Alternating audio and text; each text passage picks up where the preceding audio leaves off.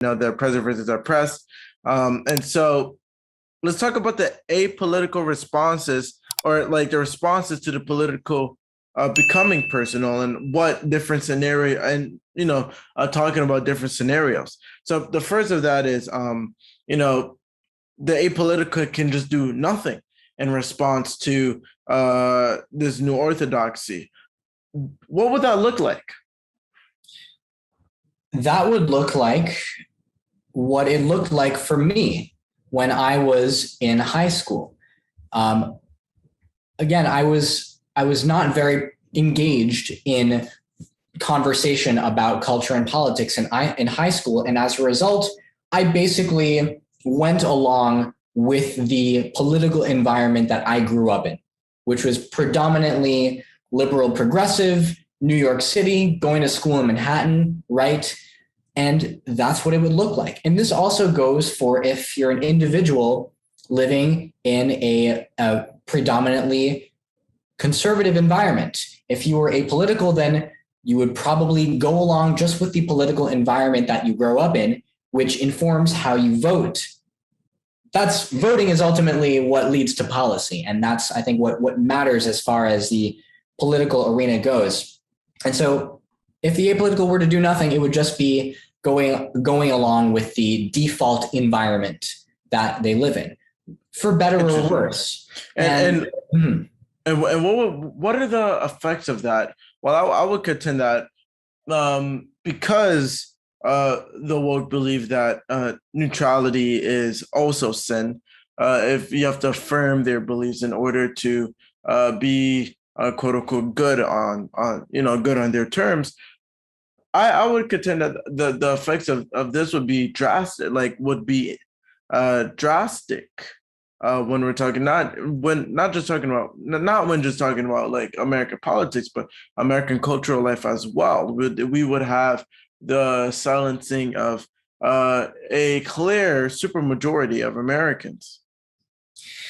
Yes, I think to answer your question of what would be the effects of apolitical people, or people who are not really, or apolitical people seeing what's going on and deciding to take no action, then the people who do take action are the ones who determine the fate of their community, or more broadly, the country. The people who are the vocal minorities, or the people who are just vocal and inspiring,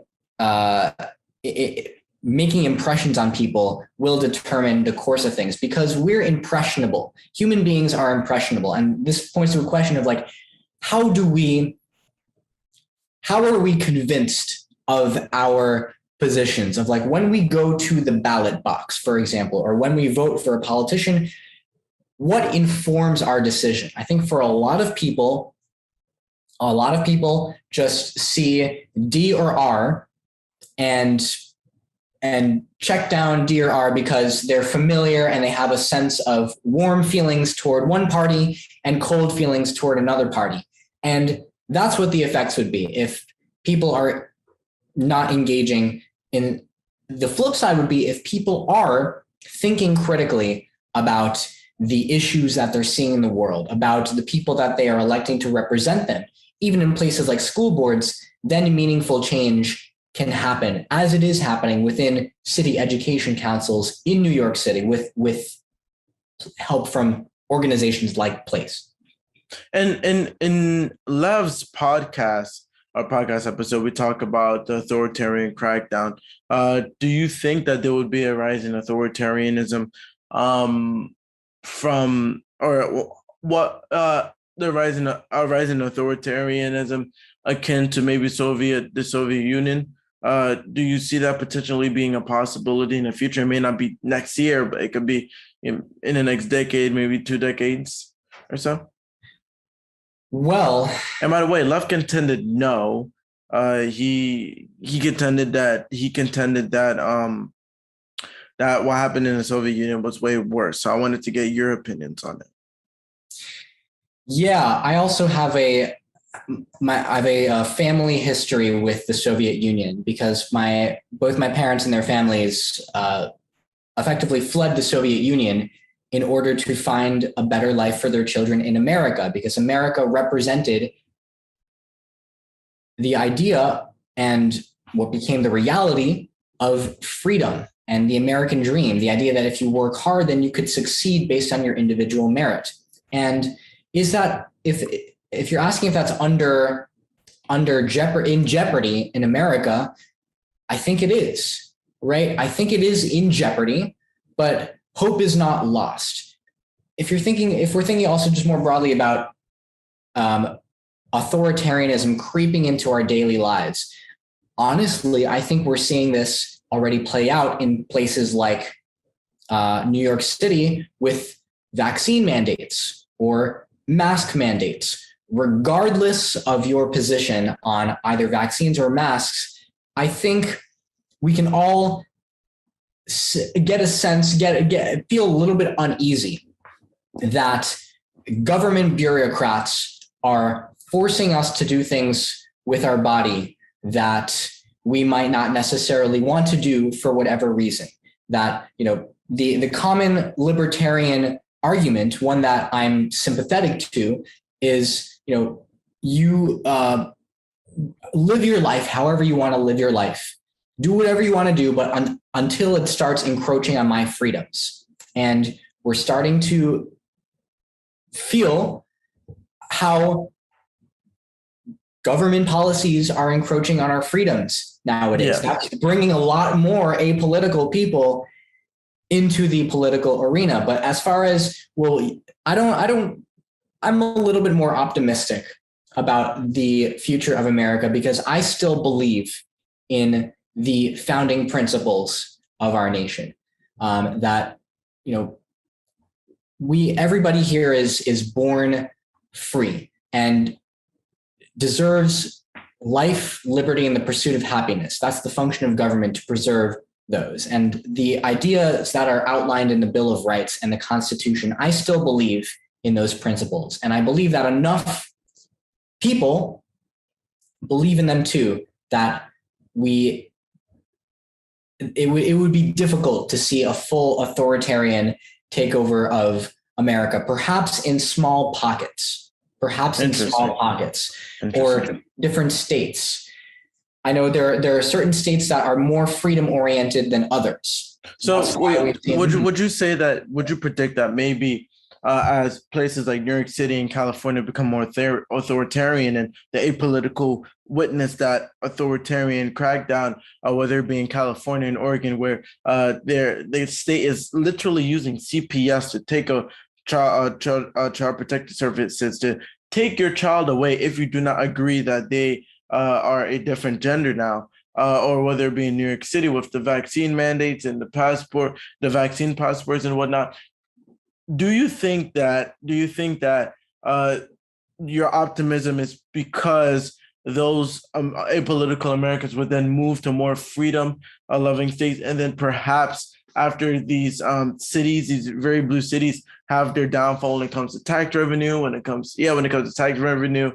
property value, property tax revenue and whatnot, those decrease, and just because the style of living there is so untenable that they have to have a reset, sort of like with Eric Adams, in a way?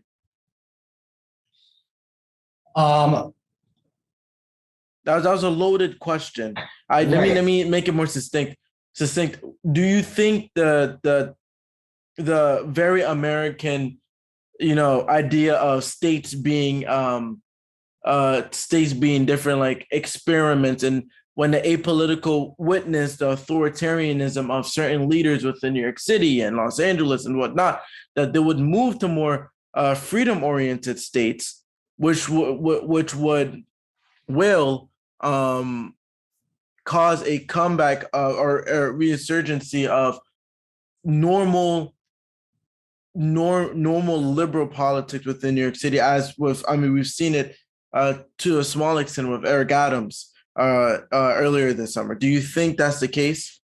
Well, we have been seeing a migration of people out of states that are imposing policies that decrease the quality of life for regular people, such as in New York and California. We've seen, especially in the last 2 years, we've seen mass migration. That's why New York just lost a congressional seat as owing to the 2020 census. Texas gained a congressional seat. I think we see a lot of people like how gas fills up a room and or like electrons try to find the place that gives it that they're the most comfortable in to kind of laypersonify physics. For example, people are drawn to the place where they can live their lives in the most free way.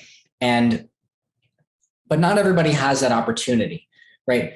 I don't have that opportunity just based on the circumstances of my life. And I think a lot of people, myself included, are choosing to stay and fight in a way to make our voices heard and try to affect local change that will work its way upward to more regional state change.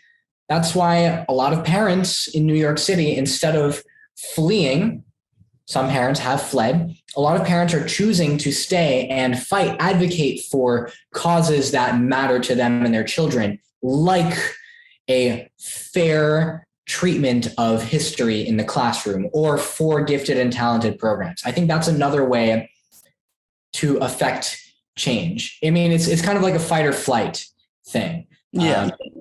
And the people who are in the middle, who are neither fighting nor flighting, they didn't get the adrenaline response yet, so they're not feeling the flames yet.